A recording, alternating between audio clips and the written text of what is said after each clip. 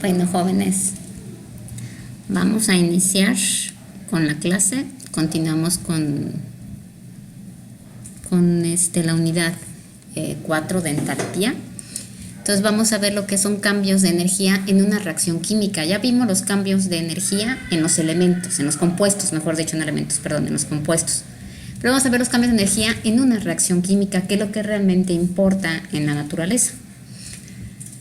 Nada más hay que tener claro, estamos hablando de la primera ley de la termodinámica. Estamos hablando que la energía no se crea ni se destruye, solo se transforma. Convierto el calor en trabajo y el trabajo en calor. Entonces, la aplicación de la primera ley de la termodinámica en las reacciones químicas nos permite saber esos cambios de energía. Nos permite saber cuánto se disipó en forma de calor, si absorbió calor, etc., etc. También cada reacción química está relacionada con un cambio de energía que es proporcional a las cantidades que se consumen o que se producen durante esa reacción. Vamos a poner un ejemplo. Tenemos una reacción química en donde tengo A más B, me va a dar C más D. Recuerden, A más B serían los reactivos y C más D serían los productos. Es decir, estas dos cosas se van a transformar en estas dos cosas. ¿Cómo voy a calcular la entalpía no de cada una de las partes de la reacción, sino de toda la reacción? Pues se calcula de la siguiente manera. Sería la suma de las entalpías de los productos menos la suma de las entalpías de los reactivos. Es decir, sumo la entalpía de C más la entalpía de D menos la entalpía de A más la entalpía de B. Es decir, queda así: la entalpía de C más la entalpía de D menos la entalpía de A más la entalpía de B. Suma de las entalpías de los productos menos suma de la entalpía de los reactivos. Y así calculo la entalpía de esta reacción de A más B, nos da C más D. ¿Sí? Ahora bien, si la entalpía, si este resultado me da positivo, ¿qué quiere decir? Que tengo una mayor entalpía de mis productos y por lo tanto yo estoy haciendo una reacción endotérmica. Esto quiere decir que se tomó calor del medio externo, es decir, se calentó. Era más frío al inicio y terminó más caliente al final. Ahora bien, si mi entalpía da negativo, quiere decir que mis reactivos son mayores que mis productos, ¿sí? Es decir, la entalpía de la suma de mis reactivos es mayor que la entalpía de mis productos. Por lo tanto, esta es una reacción exotérmica, quiere decir que se dio calor al medio. ¿Sí queda claro?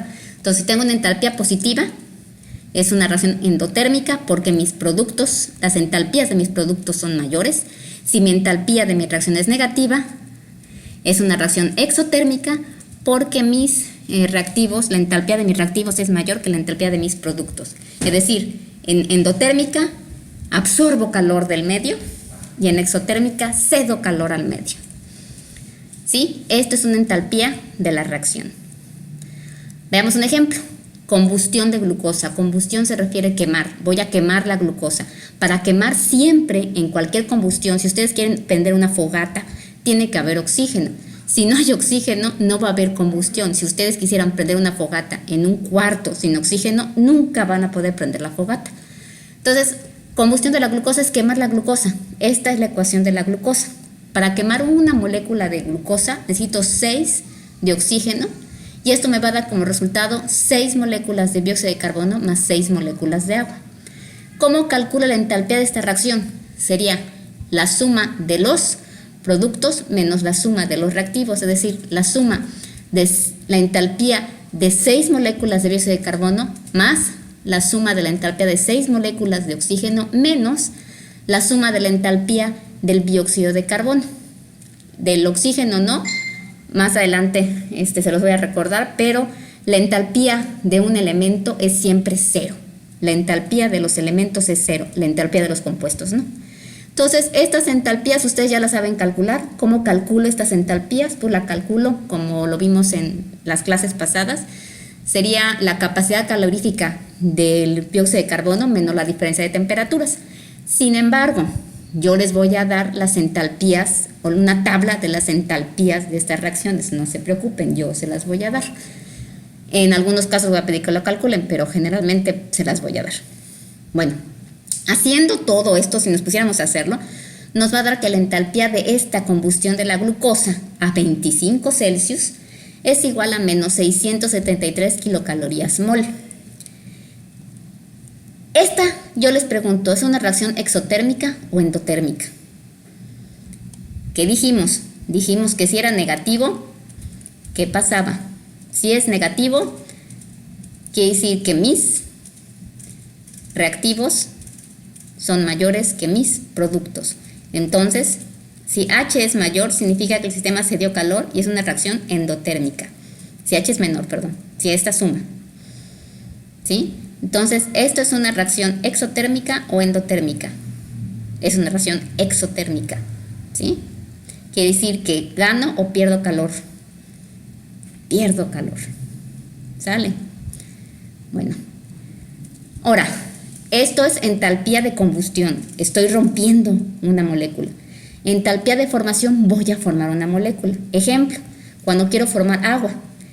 Para formar agua requiero 2 de hidrógeno más media de dióxido de carbono. Esta entalpía de formación, si yo calculo nuevamente la suma de los productos menos la suma de los reactivos, esta me va a dar menos 68.3 kilocalorías mol. Vuelvo a preguntarles también, ¿es una reacción endotérmica o exotérmica? Es una reacción exotérmica, cedo calor porque va a ser mayor aquí que aquí. ¿Por qué? Porque simplemente aquí es cero y aquí es cero las entalpías. Les dije, las entalpías de los elementos es cero. La entalpía del hidrógeno es cero, la entalpía del oxígeno es cero. La entalpía del agua es 68.3. Entonces 68.3 menos 0 más 0, pues da menos 68.3. ¿Sí? Es una reacción exotérmica, C de calor. Les voy a repetir, por definición los elementos no tienen entalpía. Las entalpías de los elementos es igual a 0. Bueno, vamos a poner este ejemplo. No sé por qué me pone de cabeza la ecuación, jóvenes, pero la ecuación, este es el ácido fumárico y este es el ácido málico. El ácido fumárico lo voy a convertir en ácido málico. Esta es una ecuación, ustedes la están viendo en bioquímica, de una parte del ciclo de Krebs, cuando convierto ácido fumárico a ácido málico. ¿Sí? Entonces, bueno, tengo mi ácido fumárico más una molécula de agua, me va a dar al ácido málico. Aquí le estoy poniendo las entalpías de formación de cada parte de los elementos. Tengo la entalpía de formación del ácido málico, que es menos 264.2 kilocalorías mol, y tengo la entalpía del ácido fumárico, que es menos 196.8 kilocalorías mol, y la del agua, que es menos 68. ¿Cómo calculo la entalpía de esta ecuación? Pues simplemente utilizamos esta ecuación, la entalpía de los productos menos la entalpía de los reactivos. Entonces me voy aquí y si yo sé que mis reactivos son estos y mis productos son estos, sería el ácido málico es menos 264.2, ¿sí? Menos la suma de la entalpía del ácido fumárico más las del agua, es decir, queda así. La entalpía del ácido fumárico menos la entalpía, perdón, del ácido málico menos la entalpía del ácido fumárico más la entalpía del agua. Es decir, ya con números sería menos 264.2 menos la entalpía del ácido fumárico, que es 193.8, más la entalpía del agua, que son menos 683, y ya me da la entalpía de esta reacción. ¿Sí queda claro? Así se calcula las entalpías de una reacción química. Entalpía de... ojo, otra cosa. Siempre tienen que tener en cuenta que estas ecuaciones deben estar balanceadas. Ustedes tienen que hacer un balanceo. No me importa cómo lo hagan. Al tanteo, estequiométrico, como quieran hacerlo, no me importa, ¿sí? Y tienen que tomar en cuenta el número de compuestos. Por ejemplo, si acá fueran 2 moléculas de agua, sería 2 por menos 68.3. ¿Sí? Si fuera 4 por 68.3. ¿Por qué? Porque tengo que tomar en cuenta la cantidad de este elemento. Este 68.3 para una molécula de agua. Si tengo 4, lo tengo que multiplicar por 4. Lo mismo para los demás compuestos, ¿eh? Bueno, entalpía de combustión, ya dijimos que lo voy a quemar. Me da esto. Bueno, eso ya lo sabemos.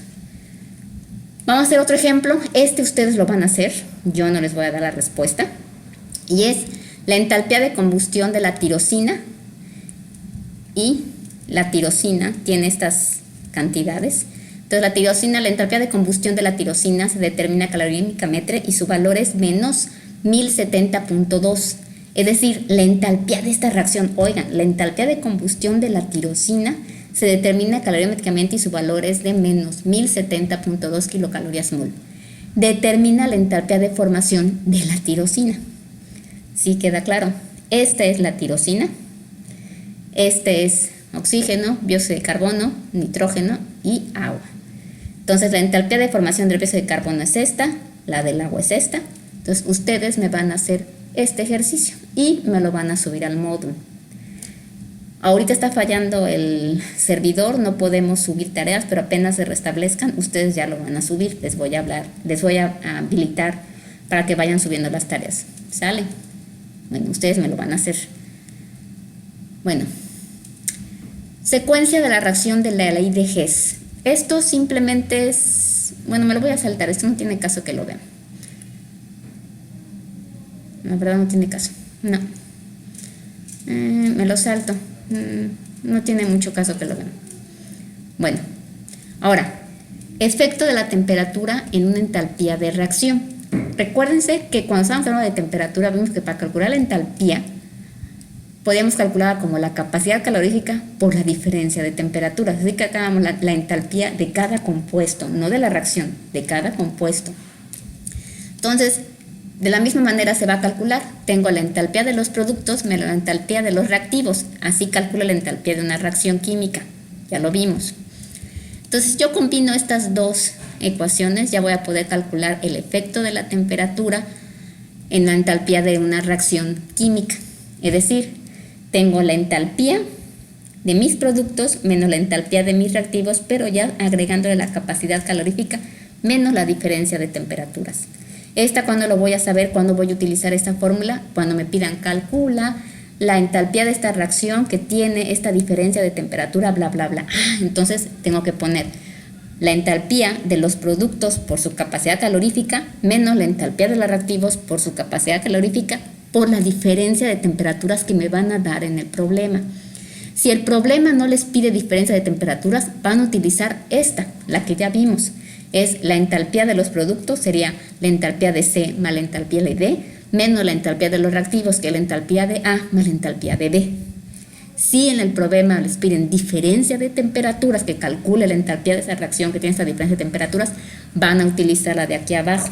Es la capacidad calorífica de los productos menos la capacidad calorífica de los reactivos, todo esto multiplicado por la diferencia de temperaturas.